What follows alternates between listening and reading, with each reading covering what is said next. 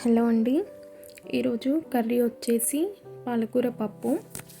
అయితే ఈ వీడియోలో ఒక విషయం చెప్పాలనుకుంటున్నా, ఇన్ఫర్మేటివే ఉంటుంది అని అనుకుంటున్నా.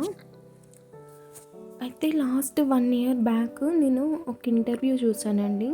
అక్కడ న్యాచురల్ ఫార్మింగ్ చేసే వాళ్ళందరూ గ్యాదర్ అయ్యి ఒక మీటింగ్ లాగా కండక్ట్ చేశారు. దాంట్లో ఒక ఆవిడ మాట్లాడింది. తను న్యాచురల్ ఫార్మరు.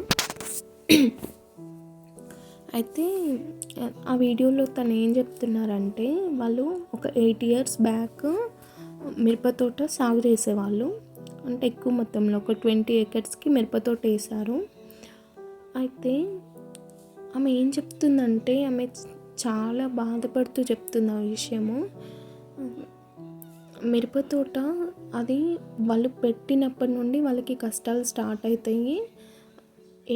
ఇప్పుడు మనకి భూమి మీద ఎన్ని రకాల పురుగులు ఉన్నాయో, ఎన్ని రకాల తెగుళ్ళు ఉన్నాయో అవన్నీ మిరప తోటకే పడతాయండి.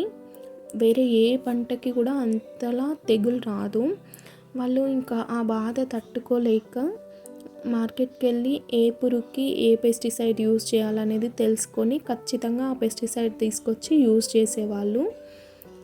అంటే చాలా ఎక్కువ ఒక డే బై డే అట్లా వాళ్ళు పెస్టిసైడ్స్ యూజ్ చేసేవాళ్ళు.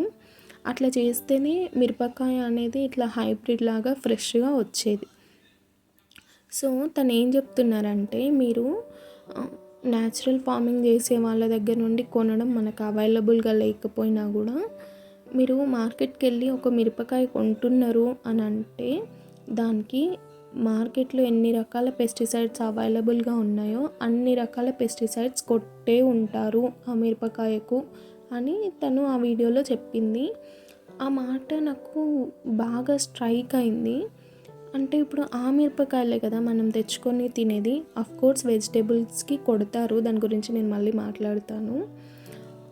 అయితే ఇప్పుడు ఈ మిరపకాయలకి ఎక్కువ క్వాంటిటీలో కదా, ఇప్పుడు నార్మల్గా దొండకాయకి బెండకాయకి ఒక 2 రకాలు కొడితే దీనికి ఒక 10 రకాలు కొడతారు అని ఆమె చెప్పింది ఆ ఇంటర్వ్యూలో. అయితే ఇప్పుడు వీటి నుండి మనం ఎట్లా తప్పించుకోవచ్చు అనేది నేను ఇక్కడ కొంచెం ఎక్స్ప్లెయిన్ చేస్తాను.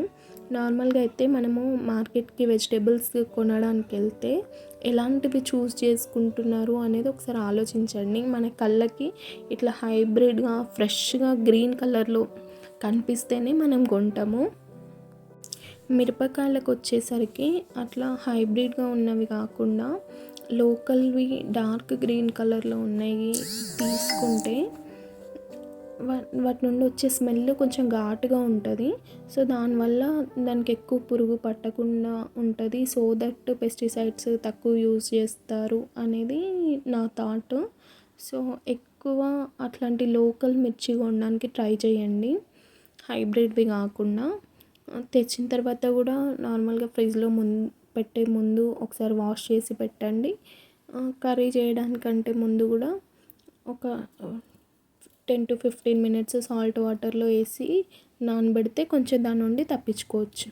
లోకల్ మిర్చి వాడడం వల్ల మనము 4 వాడే ప్లేస్లో 2 వాడొచ్చండి. అట్లా క్వాంటిటీ తగ్గుద్ది. ఇంకా ఎండుమిర్చి కారం పొడి వాడడానికి ట్రై చేయండి. సో దట్ పెస్టిసైడ్స్ నుండి తప్పించుకోవచ్చు.